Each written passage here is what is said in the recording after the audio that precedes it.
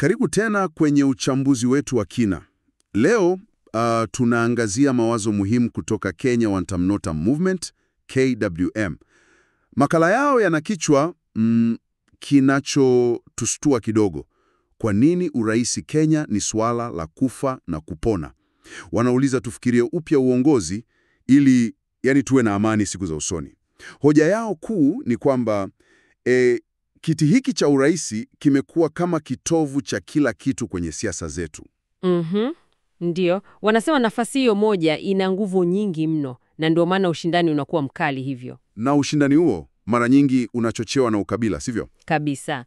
Na matokeo yake, kama wanavyoeleza, ni migawanyiko, vurugu za uchaguzi, hali ya sintofahamu kila wakati. Sasa swali lao kubwa ni, kwa nini tumekwama hapa?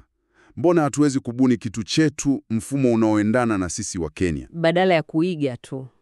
Ndiyo, badala ya kuendelea na hii mifumo ya magharibi ambayo labda haitufai moja kwa moja. Na hapo ndipo wanapoleta wazo la kuangalia Uswisi, sio kuiga kila kitu, lakini kuangalia kama kuna funzo tunaweza pata. Uswisi, hapo panavutia. Hebu tufafanue kidogo huo mfumo wao. Chanzo kinasemaje? Sawa. Uswisi kimsingi wana demokrasia ya moja kwa moja na mfumo wa ugatuzi mkubwa, wanaita federalism. Jambo kubwa ni ugawanaji wa madaraka, hakuna mtu mmoja au chama kimoja chenye nguvu zote. Kumbe, sio kama hapa kwetu ambapo rais ana mamlaka makubwa sana. Hasa, wao wana kitu kinaitwa baraza la shirikisho. Ni kama kamati ya watu 7 hivi, na ndio wanashika madaraka ya utendaji kwa pamoja. Watu 7? Kwa pamoja. Ndiyo. Na cha kufurahisha zaidi, hakuna urais wa kudumu. Kila mwaka mmoja wao anachaguliwa kuwa rais kwa mwaka mmoja tu, halafu anapokea mwingine. Inazunguka. Hiyo inapunguza ile dhana ya mtu mmoja shujaa. Kabisa. Na hapo ndipo chanzo kinaona faida kwa Kenya. Kwanza, kugawana madaraka. Inapunguza ile presha ya kikabila kwenye kinyang'anyiro cha urais. Ndiyo. Ile hali ya ni zamu yetu au lazima tuwe sisi. Hiyo. Pili, inakuza kujenga maafikiano. Kwa sababu hakuna anayeweza kufanya anachotaka peke yake. Vyama inabidi vishirikiane. Lazima wazungumze, wakubaliane. Serikali za mseto zinakuwa ndio kawaida, sio jambo la kushangaza. Ndiyo. Na tatu, kitu ambacho ni muhimu sana ni kuwawezesha wananchi. Hii ya kura za maoni. Hiyo, wananchi wa Uswisi wana haki ya kikatiba kudai kura ya maoni, referendum, kupinga sheria yoyote iliyopitishwa na bunge. Wananchi wana sauti ya mwisho. Hiyo ni nguvu kubwa sana mikononi mwa raia wa kawaida. Fikiria hapa Kenya, tungekuwa na uwezo huo. Ingebadilisha mambo mengi, lakini kama chanzo kinavyosema pia, tusifikiri ni rahisi tu kuhamisha huo mfumo. Kuna changamoto. Naam. Changamoto gani wanaziona? Kwanza, inahitaji ukomavu fulani wa kisiasa, utamaduni wa kuangalia mbele, wa maridhiano, wa kutafuta suluhu za pamoja badala ya ushindani tu. Chanzo kinauliza kama tuko tayari kwa hilo. Swali zuri. Siasa zetu mara nyingi ni za papo kwa papo. Kweli. Pili, uwezekano wa mkwamo.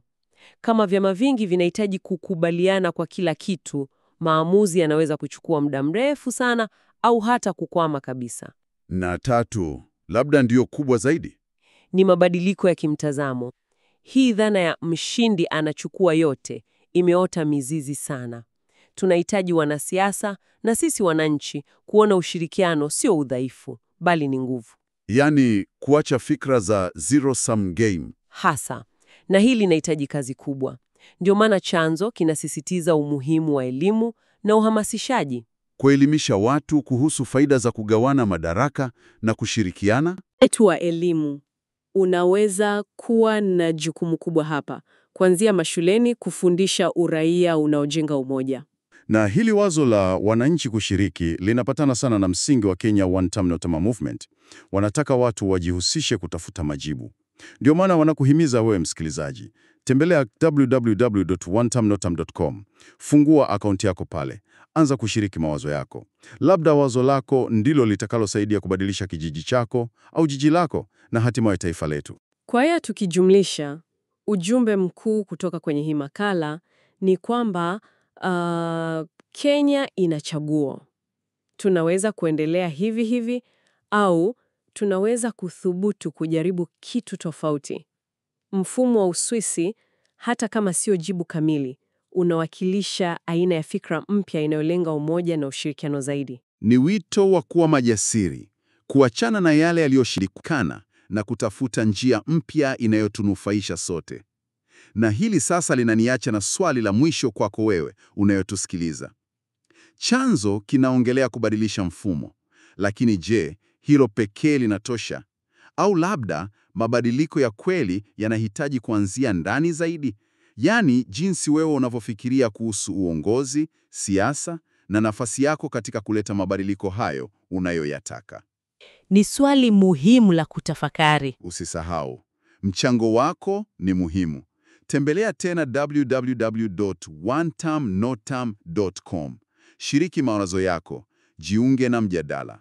Asante sana kwa kuwa nasi katika uchambuzi huu wa kina kutoka Kenya, One Term No Term Movement, KWM.